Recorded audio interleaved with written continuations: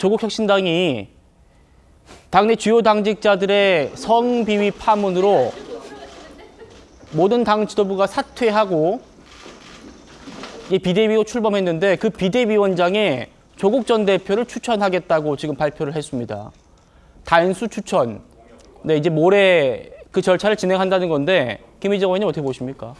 일단 비대위원장이냐 아니냐가 상관없을 정도로 조국혁신당의 주인은 조국 전 의원이라는 것은 명확하지 않았습니까? 그렇기 때문에 이번에 비대위원장을 맡느냐 아니면은 다음번 전당대회에 들어오느냐의 차이였을 뿐이지 결국은 주인은 조국이다라는 것을 드러냈고 그걸 숨기지 않고 그냥 드러낸 부분입니다. 근데 이 부분에 대해서 좀 안타깝게 생각하는 부분은 뭐냐면 피해자 중심적으로 문제를 잘 해결하기 위해서 조국 전 의원이 비대위원장을 맡는 게 좋으냐 아니냐를 논의를 한 게 아니라 야 지금 맡는 게 이미지 손실이 안 될까 아니면은 이번에 비대위원장 맡으면은 오히려 손에 피 묻혀야 되기 때문에 안 좋은 거 아니야 이런 식으로 오로지 조국 전 의원의 이미지에 어느 게 도움이 될지를 놓고서 비대위원장을 맡을지 안 맡을지를 고민을 했다라는 거에 굉장히 국민들이 실망한 바가 크다라는 말씀을 드립니다. 예. 그래서 특히 조국 전 의원 같은 경우는 두 가지 핑계를 댄 바가 있습니다. 뭐냐면 하나는 내가 옥중에 있었기 때문에 저런 얘기를 전달받았어도 처리할 수 없었다라고 네. 얘기를 했고요. 두 번째는 당원이 아니었기 때문에 뭐 할 수 없었다라고 얘기를 하고 있습니다. 왜냐하면 스탭들 같은 경우가 이제 언로가 차단이 돼서 아예 전달이 안 됐으면 그러면 저 당은 소통이 안 되는 당이라서 문제가 있구나라고 스탭들을 비판할 수 있을지는 모릅니다만 의사가 전달이 됐는데도 본인이 나 옥중에 있었고 나 당원도 아니야 라고 무시한 거를 보면은 조국 전 의원이 비대위원장이 되나 안 되나 생각이 바뀌지 않는다면 해결하기 힘든 문제지 않나 라고 생각합니다. 지금이라도 이런 걱정을 불식시키려고 한다면 2차 가해를 하셨던 분들에 대해서 엄중하게 처벌하는 절차를 밟아야 되고 그 처벌의 절차는 본인에게도 똑같이 적용되어야 할 것입니다. 예, 여가부 장관 출신의 김희정 의원님의 말씀이었습니다. 강성패 부대변인님, 민주당 좀 어떻게 보십니까? 왜냐하면 지금 피해자분들이 조국 전 대표가 비대위원장 되는 것에 대해서 반대를 했습니다. 왜냐? 조 전 대표가 가해자라고 하는 두 사람, 특히 한 명과는 아주 가까운 문재인 청와대의 민정수석실에서 함께 근무했던 아주 가까운 최측근이기 때문에 이 지금 피해자들의 억울함을 풀어주기 위해서는 비대위원장은 적절하지 않다라고 해왔거든요. 그런데 지금 조국 당에서는 그것도 단수로 지금 조국 전 대표를 비대위원장으로 하겠다는 겁니다. 어떻게 보십니까? 저는 이제 조국 혁신당에서 외부에서 덕망 있는 분을 비대위원장으로 모시고 오고 싶은데 그렇게 제안을 했던 분들이 다 이렇게 고사를 했다고 해서 도저히 찾을 사람이 없다고 하면 뭐 어떻게 하겠습니까?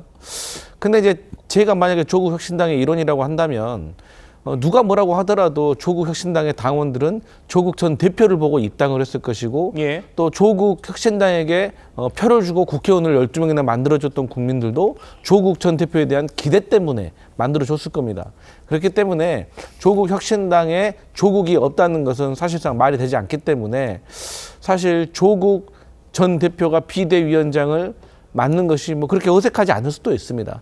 하지만 전략적으로 이미 성비위 사건과 직장 내 괴롭힘으로 조국 혁신당의 지도부가 다 사퇴를 하고 또 여기에서 조국 전 대표도 자유롭지가 못한 상황에서 비대위원장을 맡는다는 것은 저는 조국 전 대표에게도 조국 혁신당에게도 과연 어떤 이득이 있을까라고 생각하고 저는 계속 말씀드리지만 외부에서 좀 덕망 있는 분이 오셔가지고 그야말로 조국 혁신당을 재창당 수준으로 조금 혁신을 하고 그 다음에 지방선거를 앞두고 전당대회를 통해서 조국 전 대표가 다시 당대표로 복귀하는 것이 저는 조국 혁신당과 조국 전 대표에게도 좋다. 또 그 과정 속에서 조국 전 대표가 SNS도 좀 끊고 정말로 좀 두문불출하면서 정말 바닥을 좀 돌아다니면서 그런 행동을 좀 했으면 좋았을 걸 하는 아쉬움이 드는 상황입니다. 예, 조국당 관계자에게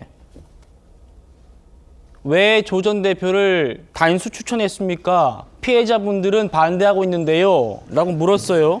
그러니까 뭐라고 답을 하냐면 비대위원장이 되기 전부터 피해자들 만나서 위로하고 또 피해자를 지원하고 또 당에 복귀할 수 있는 후속 조치 등에 대해서 협의를 할 것이기 때문에 비대위가 구성되는 그런 노력들을 충실히 해갈 것이라고 기대를 하고 있다. 이렇게 얘기를 합니다.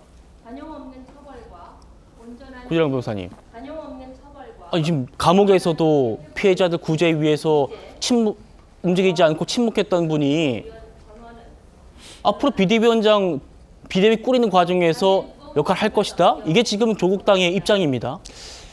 결국은 피해자가 안중에도 없구나. 지금도 안중에도 없구나. 모든 건 다 조국 중심이고 조국한테 무엇이 이득이 되는가.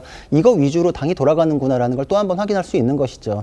그리고 피해자들에게 대해서 정말 조국 원장이 나와가지고 SNS 그렇게 열심히 하실 때 피해자들의 아픔에 공감합니다. 한 줄이라도 적었으면은 피해자들이 이렇게 그 폭로를 하고 탈당하지 않았을 것이거든요.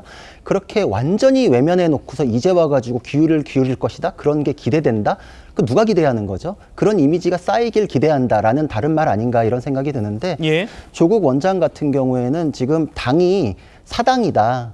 거의 개인 사업자가 운영하는 것 같다. 뭐 이런 거를 인증하는 것 같아요. 제가 보기에는 시스템이 돌아가는 공당 같은 경우에는 이럴 수가 없습니다. 지금 조국으로부터 시작된 문제이고 조국과 가깝기 때문에 솜방망이 징계를 통해서 이게 묵살돼 가고 있는 것이 아니냐라는 지적을 받는데 다시 또 조국 원장이 중심에 서가지고 내가 해결하겠다라고 하면 이게 령이 서겠습니까?